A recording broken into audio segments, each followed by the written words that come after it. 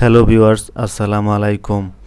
আপনারা যারা প্রাথমিক শিক্ষক নিয়োগের জন্য অপেক্ষা করতেছেন তাদের জন্য একটি বড় সুখবর। তো আপনারা এখানে দেখতে পাচ্ছেন প্রাথমিকের সৃষ্টি হচ্ছে 20,000 শিক্ষকের পদ। তো এখন দেশের প্রাথমিক শিক্ষায় মনোনয়নে নতুন প্রায় 20,000 শিক্ষকের পদ সৃষ্টি করার পদক্ষেপ নিয়েছে অন্তর্বর্তীকালীন সরকার। তো আপনারা অনেকেই অবগত আছেন যে বিগত যে প্রাথমিক বিদ্যালয়ের যে নিয়োগ প্রক্রিয়া ছিল সেখানে কিছু বিতর্ক হয়েছে। তো সে বিতর্ক আদালতে চলমান আছে। এখন এর পরিপ্রেক্ষিতে পরবর্তীতে নতুন নিয়োগ আসতে যাচ্ছে। তো এখানে দেখতে পাচ্ছেন এছাড়া বিদ্যালয়গুলো মিড ডে মিলে পুষ্টিকর খাবার দেওয়া, বার্ষিক পরীক্ষার মূল্যায়ন 4 স্তর করা, পঞ্চম শ্রেণীতে আবার বৃত্তি পরীক্ষা নেওয়ারও পরিকল্পনা করা হয়েছে। প্রাথমিক ও গণশিক্ষা মন্ত্রণালয় সূত্রে এসব তথ্য জানা গেছে।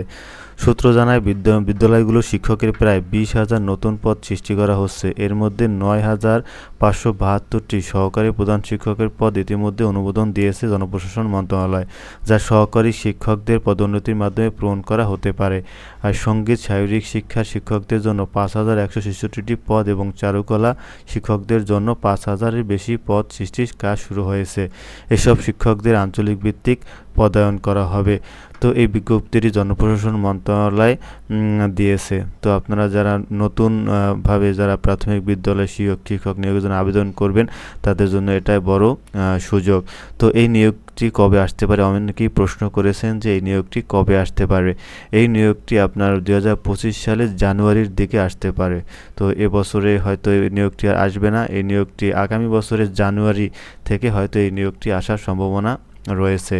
তো এখন এই নিয়োগটি হবে আপনার নতুন যে কোঠা পদ্ধতি এবং নতুন যে বয়স যে রয়েছে 32 বছর, সেই অনুযায়ী এটা নিয়োগ সার্কুলার আসবে।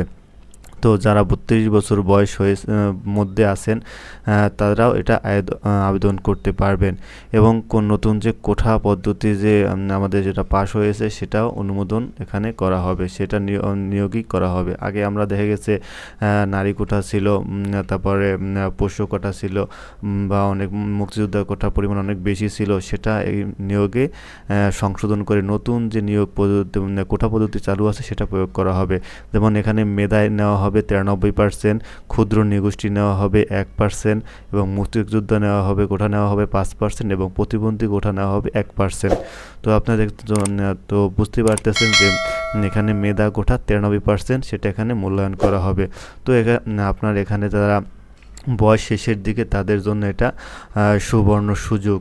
তো ভিউয়ার্স, আমাদের ভিডিওটি যদি ভালো লাগে অবশ্যই আমাদের চ্যানেলটি সাবস্ক্রাইব করবেন। ধন্যবাদ।